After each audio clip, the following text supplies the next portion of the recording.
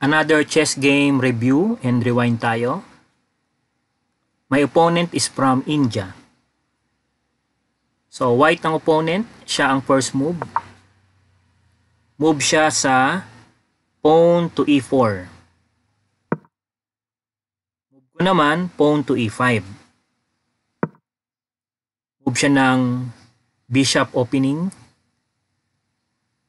So tayo naman, ang favorite natin ngayong gamiting move is after ng pawn or yung king's pawn, sunod yung knight sa king side.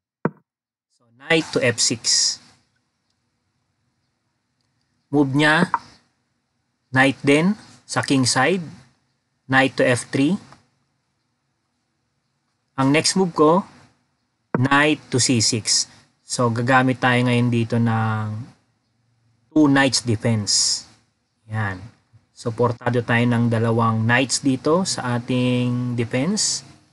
So, ang next move niya, nag-threat siya dito sa ating f7. So, umatake siya para magbigay ng threat dito sa f7. Kung ganyan ang development ng movement, pwede tayong gumamit ng Ponciani. So, i-offer natin yung pawn na yan. Hindi natin susuportahan yan. So, ang imumove natin, yung knight, capture natin yung yung pawn niya. So, magmumukhang libre yung knight natin, pero lalayo siya dito sa possible na fork dito sa ating f7. So, ino-offer natin yung pawn sa f7. Ito yung tinatawag nating Ponciani Steinitz Gambit. So kapag kinapture niyan, makakaproceed tayo sa Ponciani trap na plano natin. So ang next move niya, kinapture niya na nga yung ino-offer natin na pawn, yung sa Ponciani Steinitz Gambit. So ang next move natin dyan is magmumukhang ilalayo yung queen at hahayaan ang rook. Pero makikita ng opponent, nagkakaroon ng attack doon sa king side. Kaya it's either gawan niya ng suporta or development sa kanyang king side or kainin niya yung rook. Ang move niya, nag-castle. So ang next move natin,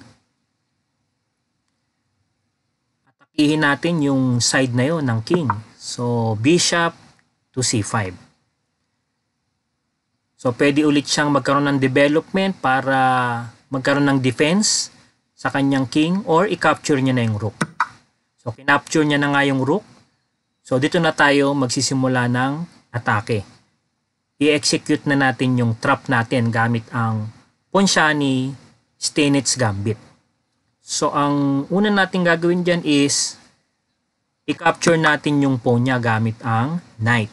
So, capture the pawn at f2. So may threat sa queen. Pwede niyang kainin yan ng rook niya, pero maakain yung rook niya ng bishop or ng queen. So pwede niyang alisin or iiwas na lang yung queen niya. So ano kaya ang naging move ng ating opponent? So minove niya yung kanyang queen para maalis sa pagkaka-threat ng ating knight. So, ang next move natin dyan is to open check.